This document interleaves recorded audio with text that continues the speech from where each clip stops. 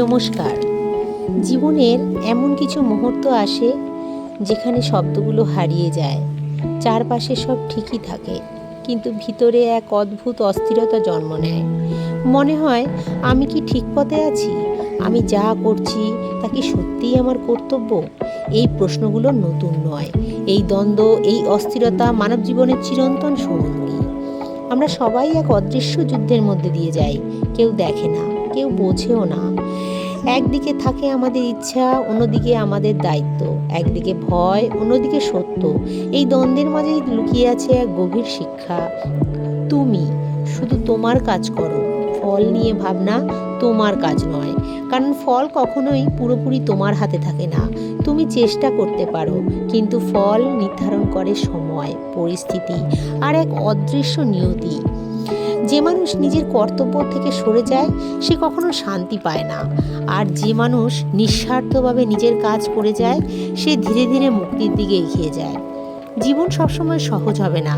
কখনো পথ হারাবে, কখনো নিজের ওপরই সন্দেহ হবে। তবু থেমে যাওয়া যাবে না, কারণ স্থির হয়ে দাঁড়িয়ে থাকাও এক ধরনের পরাজয়।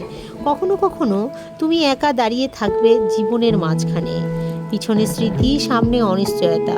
ঠিক সেই মুহূর্তে একটা নীরব কণ্ঠ তোমাকে বলবে, চলতে থাকো, তোমার পথ ভুল নয়।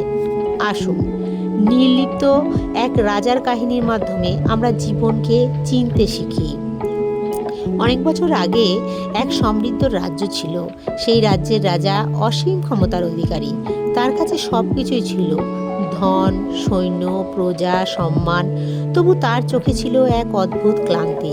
প্রতিদিন রাজসভা বসত, সিদ্ধান্ত নিত, বিচার করত, কিন্তু রাত নামলেই তার মনে এক শূন্যতা জেগে উঠত।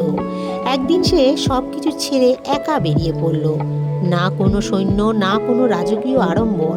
অনেক পথ পেরিয়ে এক নির্জন বনে সে পৌঁছালো।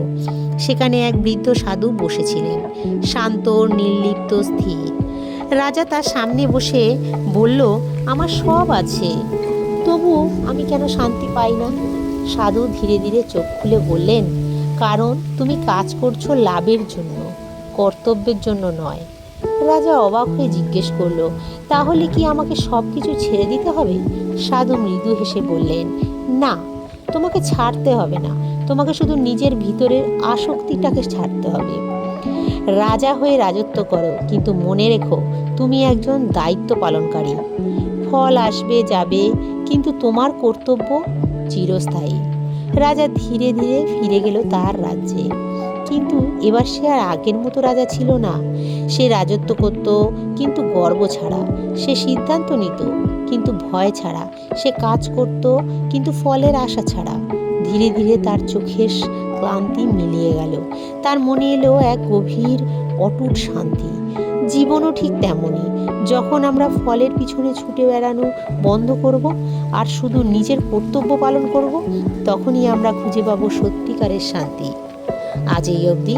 কেমন লাগলো আমাদের এই শান্তির খোঁজ? ভিডিওটি যদি ভালো লাগে তাহলে অবশ্যই আমাদের চ্যানেলটি লাইক, কমেন্ট, শেয়ার এবং সাবস্ক্রাইব করবেন। আপনাদের মূল্যবান মতামত কমেন্টে জানাতে ভুলবেন না। জয় গীতা।